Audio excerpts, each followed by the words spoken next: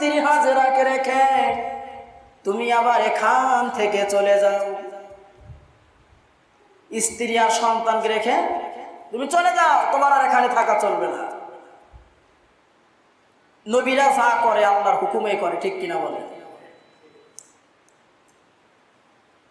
ইব্রাহিম আলাইহিস সালাম স্ত্রীকে ডাক দেয়া বলতেছে, ও আমার প্রাণের স্ত্রী, আল্লাহর তো হুকুম হয়ে গেছে তোমাকে রেখে, তোমার সন্তানকে রেখে এখান থেকে আমায় চলে যেতে হবে।